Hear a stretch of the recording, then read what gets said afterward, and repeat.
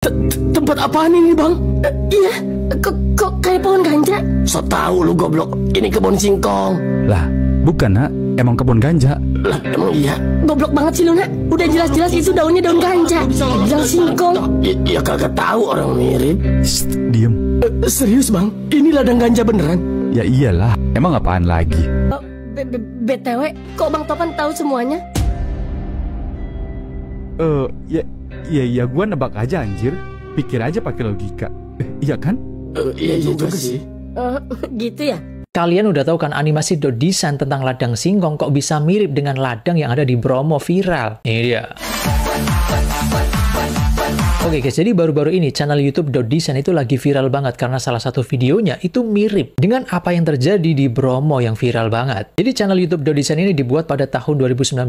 Sampai saat ini pun sudah mempunyai 15 juta subscriber. Ada salah satu videonya yang berjudul Pendakian Kedua Full Movie. Lagi viral banget karena mengisahkan beberapa pendaki yang sedang melakukan perjalanan hiking ke sebuah gunung. Namun sebelum mencapai pos tertentu, dia berhenti karena melihat goa. Lalu mereka masuk, tapi singkat cerita salah satu dari mereka tertangkap oleh penjaga goa tersebut. Kemudian karakter yang bernama Peot dimasukkan ke dalam sebuah ruangan di dekat sebuah toilet, namun di ruangan tersebut ada jendela yang membuat dia kaget ada sebuah ladang singkong di sana. Scene terungkapnya ladang singkong ini ada di menit 55. Tapi uniknya adalah video tersebut diunggah pada tanggal 7 Januari 2025. Sedangkan kasus ladang singkong yang ada di Gunung Bromo itu terungkap pada bulan September 2024. Nah, makanya kemudian netizen ramai-ramai berkomentar bahwasanya jangan-jangan Dodisan ini Intel berkedok konten. Tapi bisa jadi cuma kebetulan juga. Karena mungkin kasus ladang singkong seperti ini nggak cuma di lereng Bromo, tapi bisa aja di daerah lain maupun di luar negeri sehingga ceritanya diadopsi. Tapi di kisahnya Dodisan ini saya salvok dengan salah satu karakter bernama Topan yang secara gestur, cara bicara itu keren banget, cool dan elegan. Ini sesuai dengan apa yang telah saya tulis di ebook Master of Influence, di mana di situ ada trik psikologi gestur untuk mempengaruhi orang lain. Kalian tahu kan beberapa hari ini viral tentang penanaman ganjai di wilayah Gunung Bromo.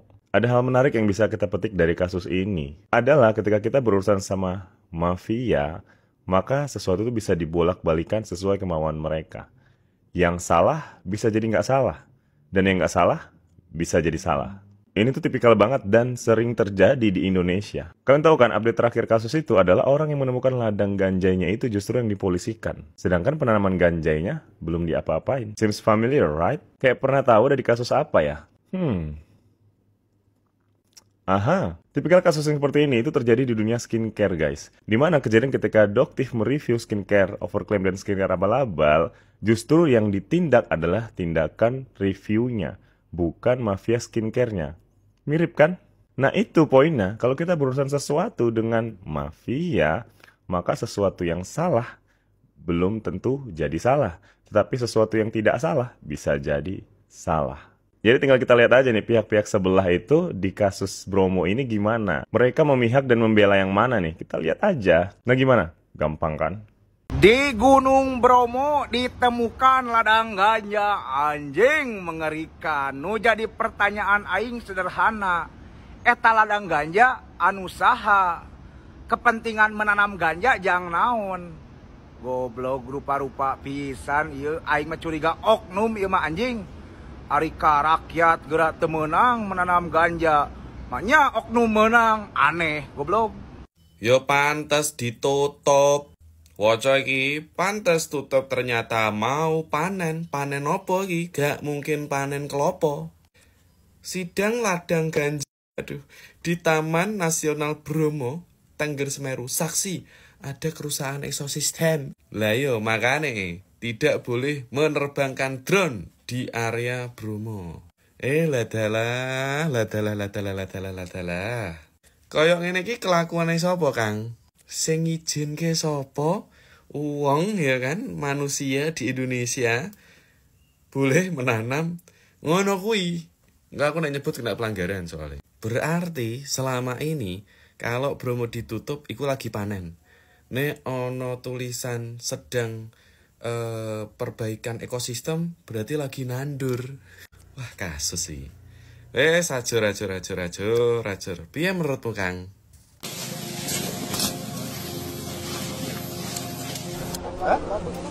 Subur.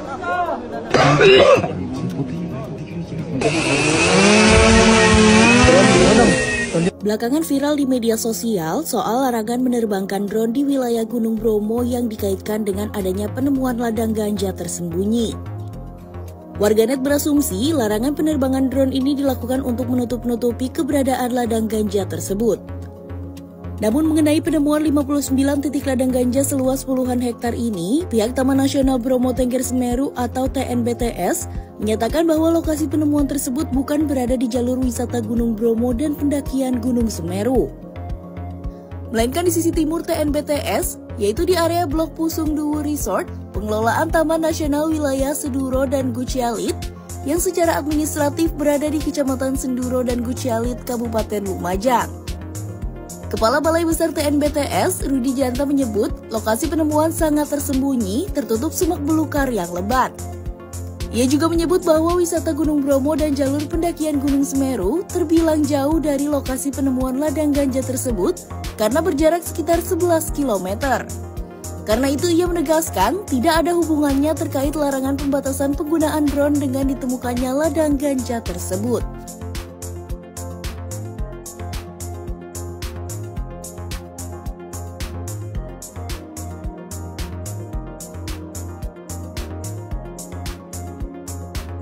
Sebelum kasus yang ada di Bromo ini viral terungkap tentang daun singkong ya guys, saya itu sebetulnya nggak ada berpikir negatif itu guys. Sebetulnya saya punya dua pertanyaan. Kenapa kok begitu mahalnya kita mempromosikan wisata yang indah ini guys? Kalau 500.000 seperti halnya di Pantai Pandawa, Pantai Melasti, saya masih oke lah ya guys. Karena saya juga butuh, kemudian kita share juga, siapa tahu ada customer yang tertarik dengan menggunakan jasa kita. Tapi kalau 2 juta, katanya untuk melindungi ekosistem dan untuk melindungi satwa yang ada di sana. Nah, pertanyaannya gini, kalau kita sudah bayar, gimana caranya si pihak sana itu memberitahu kepada satwa bahwa oh orang ini udah bayar, drone ini udah bayar, jangan diganggu ya, jangan takut ya karena drone ini udah bayar. Jadi pertanyaan kedua adalah, ketika kita sudah membayar 2 juta, uangnya itu diperuntukkan untuk apa? Kemudian larinya juga kemana, siapa yang menikmati, untuk apa manfaatnya juga guys. Tapi yang sangat-sangat membuat kecewa saya adalah ketika kita mau masuk itu guys, dulu waktu rame banget ya, waktu high season, kita benar-benar diperiksa.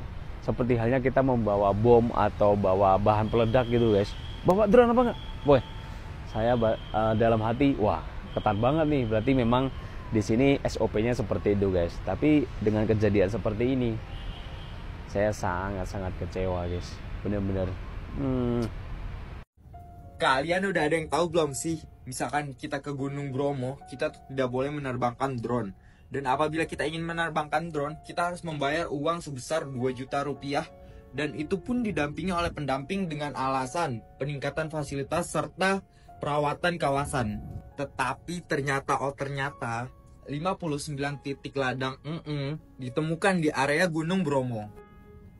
Untuk lokasi ladang yang ditemukan oleh petugas, ada 59 titik yang berada di Desa Argosari, Kecamatan Senduro, Lumajang, ujar Kepala Bidang Wilayah 2 Taman Nasional Bromo Tengger Semeru. Ke 59 titik ladang tersebut seluas sekitar 1 hektar, di mana setiap titik ladang tersebut memiliki luas yang bervariasi, mulai 4 meter persegi hingga 16 meter persegi. Lokasi ladang tersebut berhasil ditemukan dengan bantuan drone. Di sini tuh kalian paham kan alasan kenapa di Gunung Bromo tidak boleh menerbangkan drone? Karena di sana tuh ada ladang. Ladang apa ya guys kira-kira? Mengenai tanaman singkong yang ada di Bromo, kok pada cuci tangan? Kok yang ditetapkan tersangka cuma 4? Itu hektaran loh, masa ya diurus 4 orang? Curiga deh pas masalah private dulu. Rugi banyak katanya, rugi besar. Rugi besar mengenai apa tuh? Atau mau buka lahan? Pantes, sering tutup kalau waktunya panen singkong. Oh ini nih alasannya, kenapa Gunung Semeru itu suka sering tutup. Dari kasus ini gue paham banget sih, kenapa pendakian di Semeru itu harus ada pendampingnya. Gue tahu nih, karena takut nyasar aja kali ya ke ladang tersebut. Udah gitu, penerbangan drone juga dilarang loh di Gunung Semeru. Dan parahnya lagi, Gunung Semeru suka sering tutup. Atau jangan-jangan ketika Gunung Semeru tutup ini, mereka ini mau siap panen. Kalian tahu nggak sih, ladang Genzi ini yang ditanam di kawasan Gunung Semeru itu merupakan habitat rumput asli kawasan. Jadi ini udah melanggar konservasi guys. Gua harus bantu speak up ini karena ini merupakan sindikat berbahaya sih. Kalian juga nggak boleh diam aja. Kalian juga harus bantu save and share video gue ini biar meluas ke seluruh Indonesia. Dan banyak juga nih gunung-gunung yang ternyata emang nggak boleh menerbangkan drone juga. Atau jangan-jangan emang sindikatnya tuh sama nih kayak gini. Ini parah sih, kasus ini harus diusut sampai tuntas. Menurut kalian gimana guys? Coba tulis di kolom komentar ya. Saya akan membahas lagi kasus ini karena menurut saya ini adalah saat yang tepat untuk menyuarakan beberapa hal yang memang terlihat ganjal di kasus ini. Dan saya sangat berhati-hati karena ini menyangkut banyak orang-orang besar, menyangkut orang-orang yang berpower, dan tentunya saya belum siap meninggoy. Kemarin saja saya bikin 2 video tentang kasus ini, sudah banyak beberapa akun anonim yang meneror saya. Tapi itu tidak menghentikan langkah saya untuk menyuarakan ini. Karena menurutku lebih baik diasingkan daripada mendiamkan kesalahan. Kita kesampingkan dulu masalah drone, masalah kenapa Semeru ditutup, masalah harus pakai guide. Kita kesampingkan dulu, itu nanti kita bahas. Tapi hal yang lebih substansial di kasus ini adalah ada beberapa DPO dan juga mafia yang belum ditangkap. Ini yang menjadi pokok permasalahan. Karena mau sampai kapan coba yang ditangkap dan yang diadili adalah orang-orang yang memakai, adalah para petani yang bekerja, sedangkan mafia dan jaringannya tidak ditangkap dan tidak diputus. Ini kan sesuatu hal yang aneh. Kita orang tolol aja tuh tahu gitu. Kalau kita mau cabut rumput, ya harus sampai akarnya dong, biar gak tumbuh lagi. Ini kan negara yang tidak memperbolehkan narkotika. Tapi kenapa pada praktiknya masih tetap aja ada pasar gelap yang memperjualbelikan narkotika? Ini kan aneh, orang yang pakai ditangkepin, tapi orang yang jual malah dibiarin. Kalau mau dilegalisasi, legalisasi sekalian, tapi bikin regulasi yang jelas. Ini mah dilarang, tapi pasar gelapnya tetap ada, jaringannya masih terhubung, mafianya nggak ditangkap. Yang jadi korban artis-artis, orang-orang kecil, petani yang kerja di ladangnya.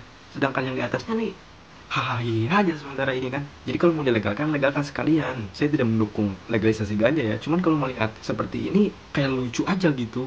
Orang-orang yang punya kewenangan selama ini ngapain aja sih? Ini kan udah dari lama gitu. Hukum di kita tumpul ke atas, tajam ke bawah kan. Kesian orang-orang kecil yang selalu jadi korban. Ya mungkin mafianya terlalu besar kali ya. Dan saya pun juga tidak ingin membahas sampai sejauh sana karena saya masih sayang dengan nyawa saya ini ya. Ini buat kawan-kawan. Saya yakin kekuatan netizen bisa merubah semuanya. Saya yakin dukungan dari kalian bisa membongkar kasus ini. Terima kasih.